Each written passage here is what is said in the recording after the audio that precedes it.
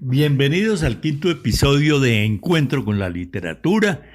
Vamos hoy a hacer un programa bien especial, como quiera que estuvimos de visita en el Instituto Caro y Cuervo y en sus instalaciones de la Imprenta Patriótica y la Biblioteca, y lo que va a ser en un futuro inmediato el Museo de la Hacienda Yerbabuena, donde vivió el expresidente y escritor José Manuel Marroquín. Como siempre, la gentileza del instituto nos recibió Gisela en la puerta, nos condujo a la Imprenta Patriótica con doña Clara, quien a su vez nos presentó al linotipista más experimentado de la Imprenta Patriótica. Y como pues Bernardo Borges, uno de los integrantes de Encuentro con la Literatura, es el más versado en esos asuntos de tipografía, impresión, conocedor de las máquinas, de las fuentes tipográficas, de la maquinaria utilizada. Le voy a pedir a Bernardo que nos describa esa, para mí fue una grata conversación de Bernardo con el señor linotipista. Bienvenido, Bernardo, y cuéntenos qué experiencia vivió en ese momento en la Imprenta Patriótica. Un saludo muy especial para todos los integrantes de esta mesa de trabajo, mis compañeros, mi director Luis Eduardo Vargas, Hernando Carrizosa, Fernando Ibáñez, María Paula Borges. Realmente pues hoy vamos a hacer un programa un poco diferente, aunque he preparado mucho material para seguir hablando sobre nuestro idioma, sobre nuestro lenguaje, pero lo que vamos a describir hoy pues es concomitante, tiene que ver lo que se escribe con lo que se imprime, y entonces tuvimos, como decía Luis Eduardo, la gran oportunidad de hacer un recorrido un poco en el pasado.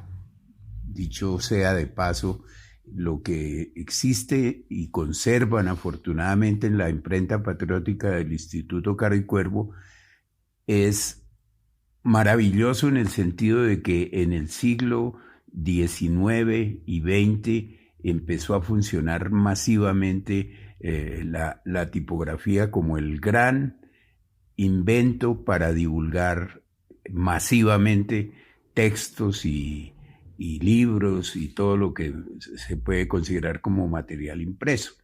Entonces, al entrar allí a esa Imprenta Patriótica, inmediatamente siente uno un ambiente, se respira un olor a tinta y a plomo derretido, porque lo primero que se encuentra uno son los linotipos.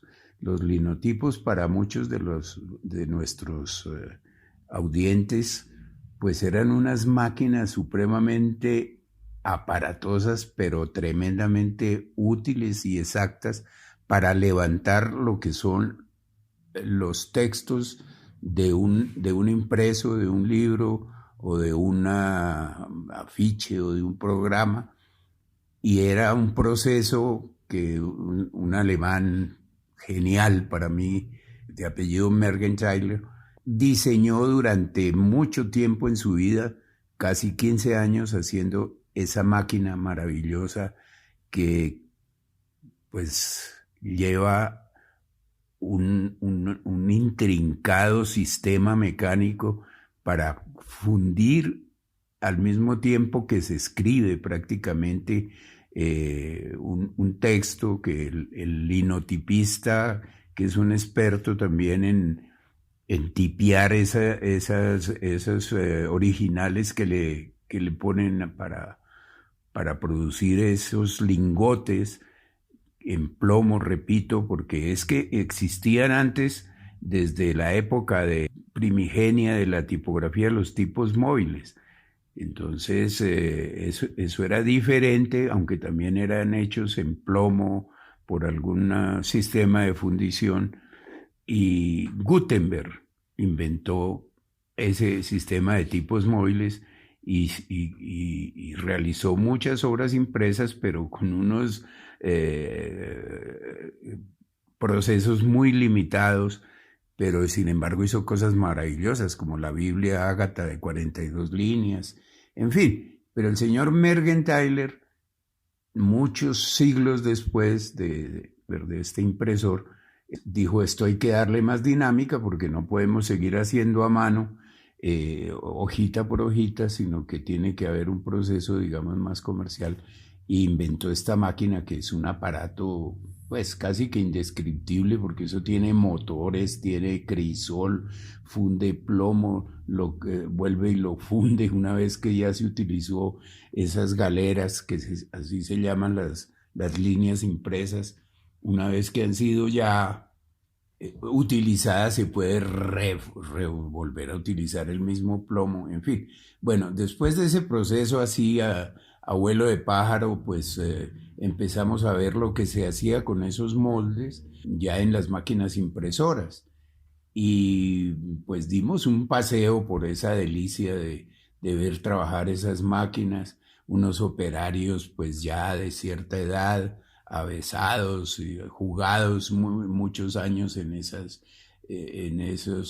quehaceres tipográficos, y cómo va rodando el papel, cómo se van preparando las diferentes tintas y todo ese proceso que se va modernizando a medida que uno penetra en las bodegas del Instituto Caro y Cuervo, de la imprenta patriótica, pues está viendo los procesos. Ya viene después la litografía, ya hay una máquina de 2 colores, de cuarto mayor, después de pliego mayor, de medio pliego mayor, donde ya se hacían impresos mucho más grandes y a 2 tintas, aunque hoy en día pues eso ya es un poco desueto, pero es muy interesante ver todos esos procesos. Otro proceso que seguía ya es la encuadernación, bastante complejo también, unas señoras muy avesadas en eso de plegar el papel con su plegador de toro, de carey, en fin, cómo se van pegando, cómo se van compaginando, cómo se van dorando al fuego las pastas de un libro, de un impreso. No quisiera ni saltarme partes, pero por ejemplo hay otra máquina que es una tituladora también alemana, Lulo, donde ya el proceso ese del linotipo se ha reducido mucho, se ha modernizado, digamos, aunque eso son cosas del siglo XX. Y, en fin, ese recorrido para mí personalmente muy emocionante porque me recordó una época personal de mi trabajo, donde también viví metido en las imprentas, corrigiendo pruebas, ordenando cosas.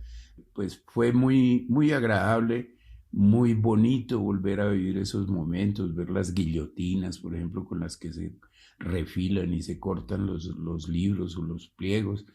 Todo eso fue así, repito, a vuelo de pájaro, una experiencia, un déjà vu, digámoslo así, maravilloso, con mis compañeros, con Hernando Carrizosa, que es un hombre también de las gráficas, de los impresos, de los grabados. Yo le quisiera preguntar a Hernando qué impresión recibió de ver todos esos procesos, ya repito, tal vez desuetos, porque la pradera ya cambió, ya son otras cosas muy diferentes con los procesos de impresión actuales y todo. Pero ¿cómo te pareció reencontrarte tal vez con esas tecnologías antiguas? Gracias, Bernardo. No, maravillado también, como creo que nos pasó a todos. Lo que más me impactó, digamos, me transportó, podría decir más bien, es, digamos, como percibir, sentir, tener presente el proceso físico, material, concreto, como se desarrolla algo que se vuelve mágico, que es un libro, o una impresión de una figura, pero esa carne, ese aspecto material concreto que uno ve ahí, que no se pregunta, cuando uno lee un libro, poema, alguna cosa impresa, pues está en esa dimensión de la idea, ¿no? En esa otra dimensión volátil o como se quiera llamar lo mental. Y ahí uno encuentra es cómo pudo ser eso, ¿no? O sea, esa parte que a veces no la tocamos y me pareció a mí, volverse uno a encontrar, me ha hecho sentir como cuando lo moja uno el agua, ¿no? O sea, una máquina que produce, además, esa máquina, como tú decías, tan compleja, que se pregunta uno, hay gente de verdad inteligente, ¿no? Hay gente de verdad con aspectos de creación muy, muy interesantes. Sí, no, respecto a eso, pues yo sí quería hacerle un poquito de, como homenaje a Merriam Tyler, el inventor del linotipo, que este señor duró 15 años diseñando esa máquina y logró 165 patentes porque pues lo primero que hizo era muy incipiente. Entonces a medida, en el lapso ese de 15 años fue haciéndole modificaciones y mejoras y patentando cada mejora para que, pues para ratificar lo que tú estás diciendo, Hernando, era esa dedicación absoluta a hacer un producto verdaderamente útil y cómo investigó sobre el plomo y por qué las fuentes que producen el molde son de bronce, por ejemplo. Todo eso tiene mucho intríngulis, mucha importancia de diseño, de ingeniería.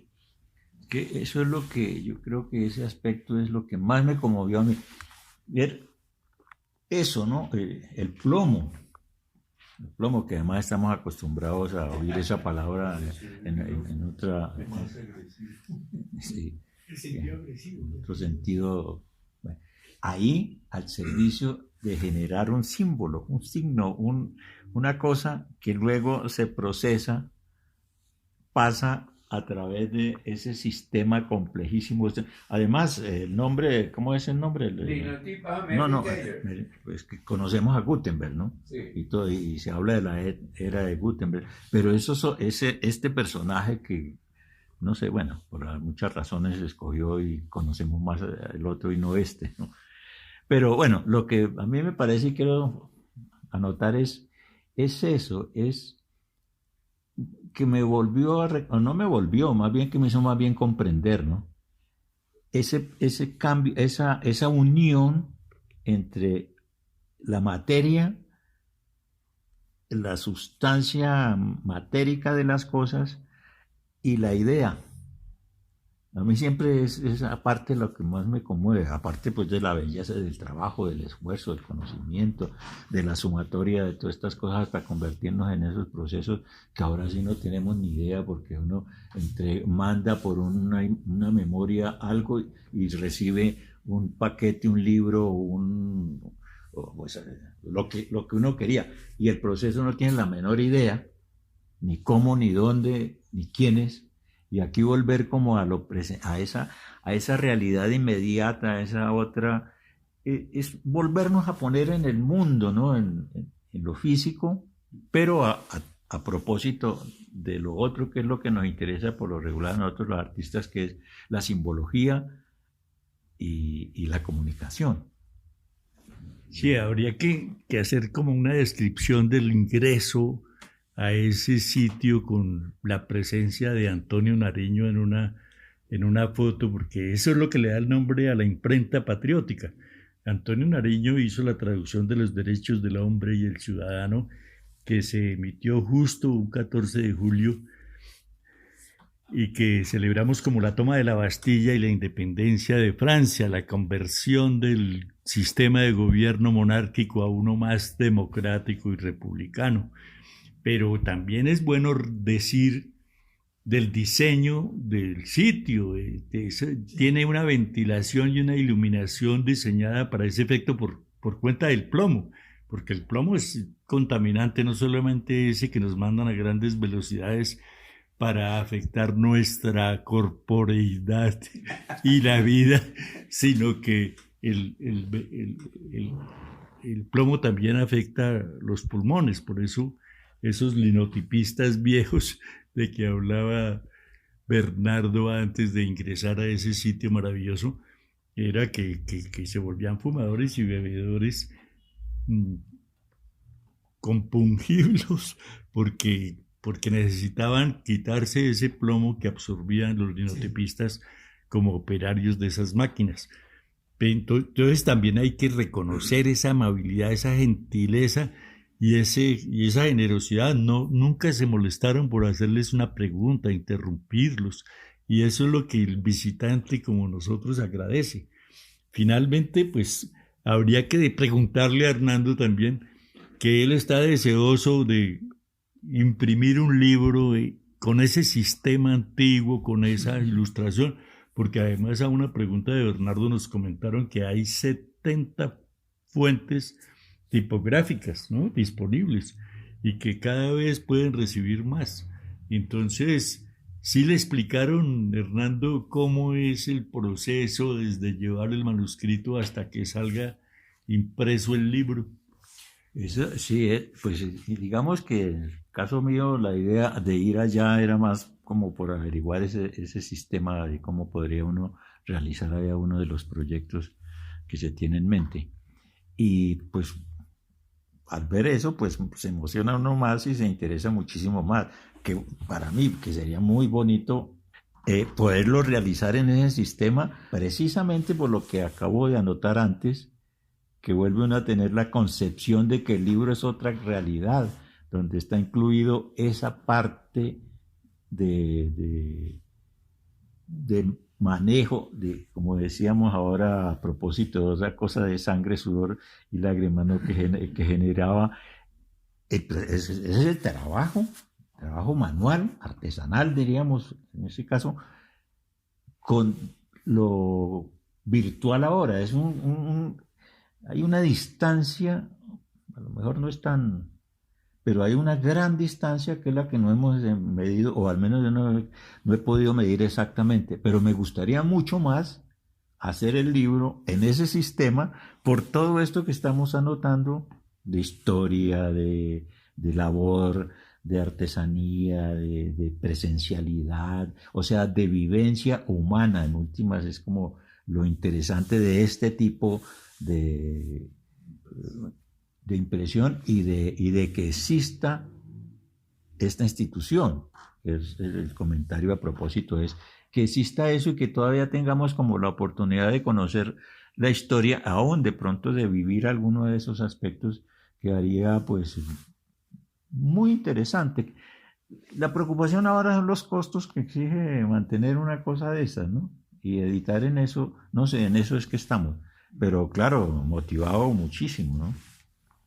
Bueno, vamos a hacer ese recuento de todo ese proceso que vimos manualizado, ya mecanizado y nunca sistematizado, para que la gente entienda eso, lo artesanal de cómo se trabaja en la imprenta patriótica del Instituto Caro y Cuervo. Pero Fernando también nos puede hacer un relato de sus vivencias en ese recinto para mí sagrado de la impresión. Bueno, muchas gracias, Luis Eduardo. Yo quiero referirme, además de lo que se ha planteado, al lugar, al encuentro con la naturaleza, al espacio donde se produce esta magia, alejado de aquellos edificios, de las imprentas, como la imprenta nacional, que eran totalmente hechos en ladrillo, con salones oscuros.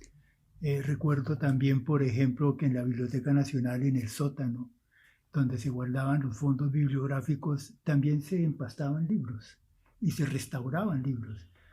Pero eran espacios peligrosos porque no había suficiente ventilación, pero era esa masa de ladrillo impersonal donde el encuentro con el libro se hacía mucho más difícil.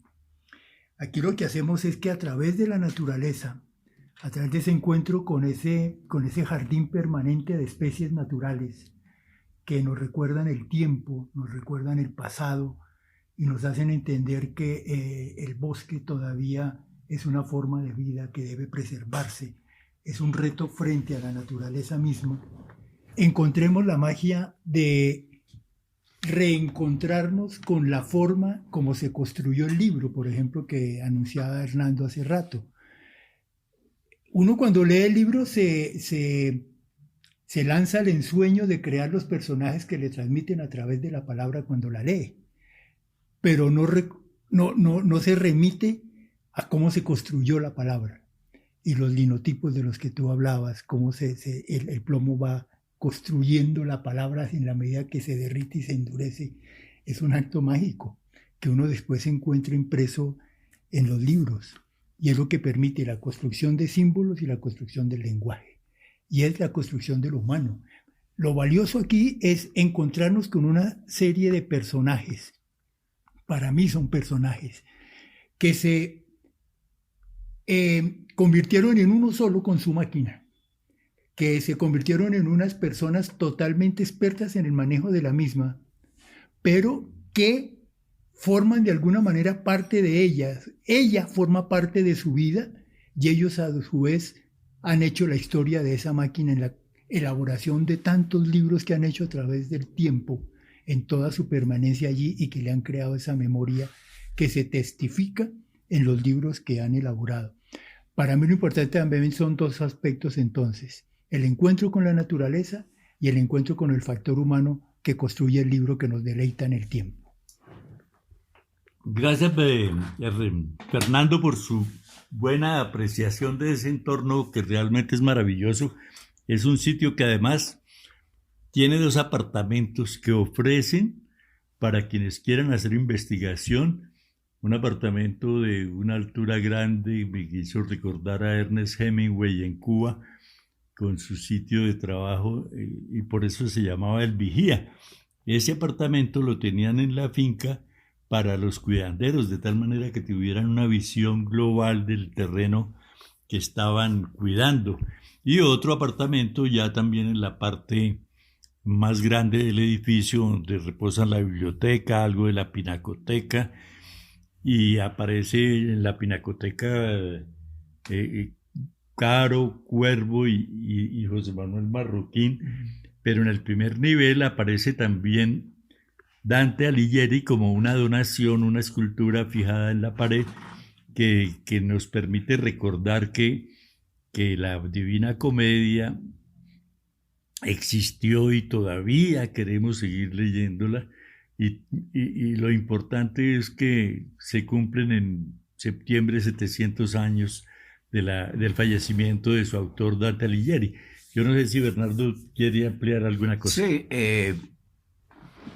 un raciocinio de qué sería la cultura sin el libro, si no existiera esa magia y ese sacrificio, digamos, de la gente dedicada a las artes gráficas, que no es fácil.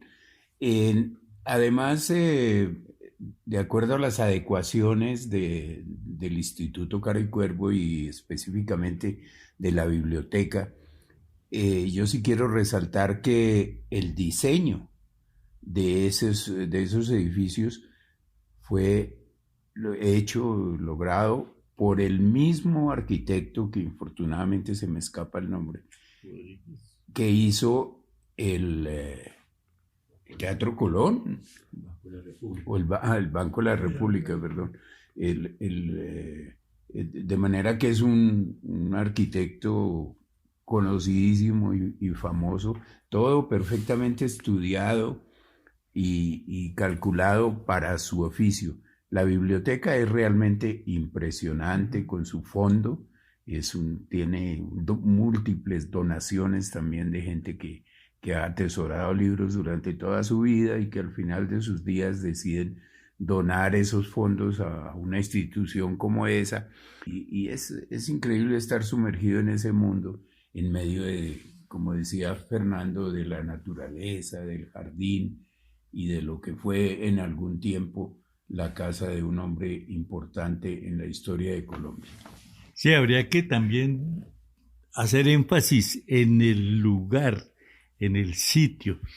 Ese Instituto Caro y Cuervo, que está ubicado en la vereda Yerbabuena de Chía, Cundinamarca, Colombia, Suramérica, porque hay que darle la ubicación a la gente y le hablamos de los servicios conexos a la biblioteca, a la imprenta patriótica y a lo que será, como dijimos en un principio, el Museo de la Hacienda Yerbabuena, que habitara don José Manuel Marroquín, presidente de la República y escritor, y que después, a instancias de su hijo Lorenzo Marroquín, pues hicieron lo que hoy llamamos el Castillo Marroquín, que también queda ubicado en la misma vereda de Yerbabuena. Total que hay que agradecer todos, cada uno, ese señor joven, atento, amable, dispuesto a enseñarnos todas las cosas, desde cómo funciona la biblioteca, cómo es que se reciben las donaciones. Guillermo. Guillermo, y cómo se conserva la temperatura y la humedad, ¿no? Y hay unos aparatos especializados que la humedad la reducen al agua para mantener temperatura y humedad relativas a la conservación de los libros. Pero también Hernando quiere opinar. A propósito precisamente de eso, que es como la segunda parte, ¿no? Nos dedicamos gran parte a la imprenta, al proceso mecánico de las máquinas, pero la segunda, que es esa, la colección de libros que hay y que uno pueda ver esos empastes antiguos, ese papel ya que adquiere una tonalidad, porque ya no, eso no está descolorido ni nada, sino es una tonalidad de tiempo, el mismo olor, como dice Bernardo. Es la otra parte, que es la que quería notar al principio, que es lo que a mí me fascinó, es la parte física que sostiene la imaginación, que es esa ya recopilada, mantenida en el espacio, como dice Fernando, en un espacio especial, donde está condensado algo ya guardado en unos folios, que uno al verlos, unas formas de escribir, unas formas de transcribir, pero no solo eso, sino lo que cuenta eso, que es la maravilla del poema, de que la novela, del informe, de lo que sea. Se ha necesitado todo esto, ¿no?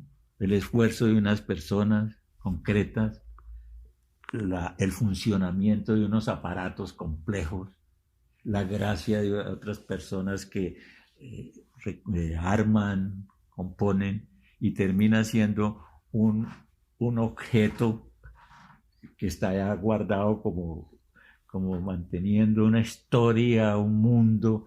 Eso es lo que me parece maravilloso a mí de ese recinto. Y una de las cosas que hay que relevar es el libro, ¿no?, compuesto de 8 tomos, sí, que son, ya le doy la palabra a Bernardo, entiende más que yo de eso, pero es un espectáculo. 8 tomos que casi suman más de 1,20 m en la anchura nomás del libro, y el contenido que inició don Miguel Antonio Caro, y que murió sin haber avanzado gran cosa, pero que les permitió al instituto como tal ser ganador de un Príncipe de Asturias, un premio a la literatura, al aporte, a la transmisión de conocimiento. Pero Bernardo, ¿qué comentario le merece? Pues es el libro de construcción y régimen del idioma castellano, del lenguaje español, que don Miguel Antonio Caro se propuso como una obra monumental, de letra por letra de las 27 letras del alfabeto español, recopilar con toda la historia de cada letra, todas las acepciones, todas las palabras que cada letra puede contener en el idioma.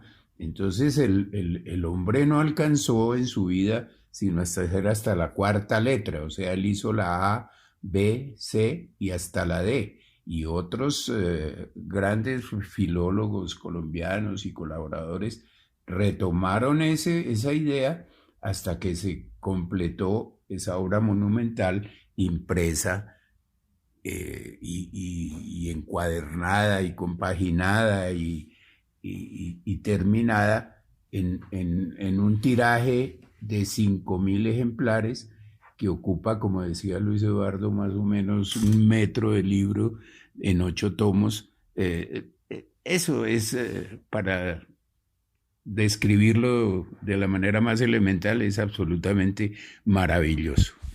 Hay una cosa que a mí me llamó mucho la atención, y es en la restauración de la casa señorial, los espacios amplios, los espacios donde se respiraba evidentemente una aristocracia, pero también se respiraba esa concatenación con la naturaleza.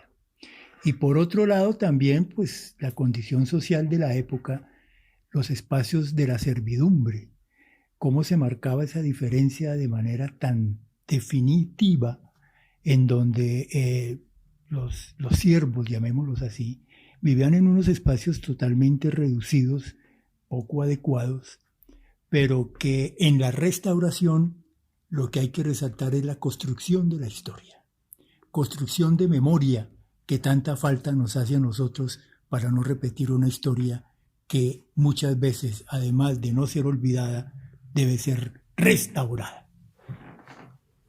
Bueno, quedamos pendientes entonces de la intervención de Paula Borges, a quien le agradecemos este aporte y desde ya queremos invitarlos a un sexto episodio que se emitirán los viernes en las primeras horas de la mañana para que la gente que nos escucha en este quinto episodio pueda estar atento a esos siguientes episodios que emitiremos con muchos temas. Se acaba de morir Germán Castro Caicedo, queremos hacerle un homenaje, pero esperamos que eso pueda suceder en ese próximo sexto episodio de Encuentro con la Literatura, que queremos hacer todos los viernes antes de las 10 de la mañana, estar en YouTube y en las otras redes sociales para que programas como este tengan la acogida que creemos sus integrantes que se merecen.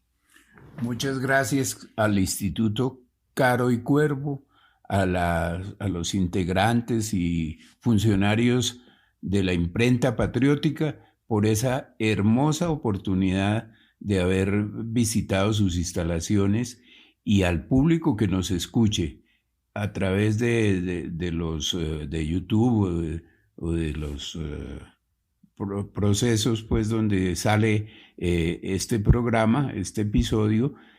Les quiero comentar que pueden asistir a la biblioteca a disfrutar de los volúmenes, como me dijo el bibliotecólogo Guillermo, que afortunadamente no retengo su apellido. Uno puede allá pedir un volumen, un libro, y sacarlo de las instalaciones de la biblioteca a disfrutarlo en el entorno campestre, hermoso, a disfrutar del sol, del aire puro y gozarse una tarde de aprendizaje y de contacto con la literatura. De manera que muchas gracias, Instituto Caro y Cuervo y su biblioteca Imprenta Patriótica y todo su entorno.